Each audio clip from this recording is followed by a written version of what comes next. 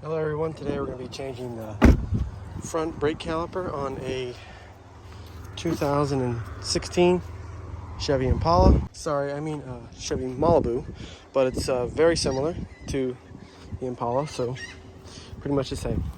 And we're going to be changing the left side, driver's side caliper today, so we're going to first of all jack up the tire, make sure the emergency brake is on, jack the wheel and remove the wheel. Once the wheel is off the ground, it'll move freely. These are 19mm sockets.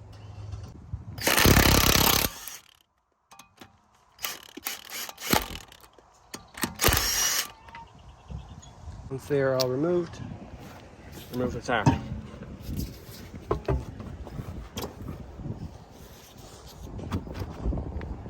Alright, so the main bolts we get to remove are these two 14mm bolts on the caliper that hold it to the bracket here. 14mm. Usually you can just use a regular socket and a ratchet or an open end box end. As you can tell, the leak is evident here.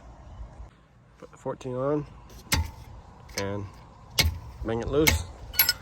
There we go.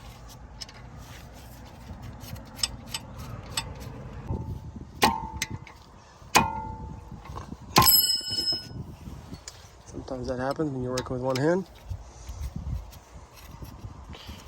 Alright, so simply pull the caliper outward, wiggle these around a little bit so it's loose, and just simply slide this off. So we're going to want to quickly switch this around. We don't want to lose too much brake fluid, so there's a 10mm socket here. We're going to quickly undo that and then tighten our next brake caliper onto that as soon as we can. As you can see, the fluid is leaking out. Quickly install the next brake caliper. Once the line is tight, loosen the bleed screw and hold it in the most up position and gravity feed fluid into this to fill the caliper piston, and when you see the bubbles stop coming, then it's fully primed. 10mm to loosen this. If you're wondering, the customer gave me the wrong caliper. This is actually the right, so that's why I'm not putting it on to bleed it. Usually this is mounted in the most upright position, but this is actually for the other side, and it can mount on the same side. It's just this won't be on the top, it's going to be on the bottom, so I have to bleed it like this.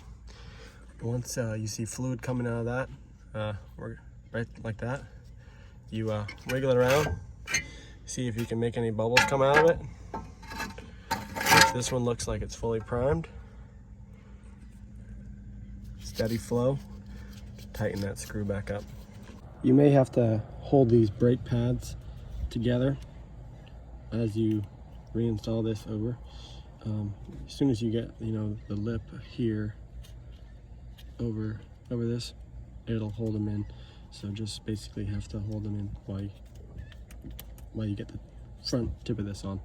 Once you got it on there, you can slide it down,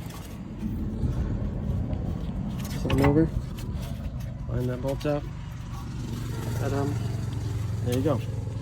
Brake caliper is nearly on. Just gotta tighten the little bolts here, hold it in place, and reinstall the wheel. Make sure you pump the brakes a few times before you try to drive it to tighten up the piston here. The brakes are going to be worn a little bit if yours are used. If you're installing new, you won't have to press it too much, but just pump the brakes a few times to push the cylinder out.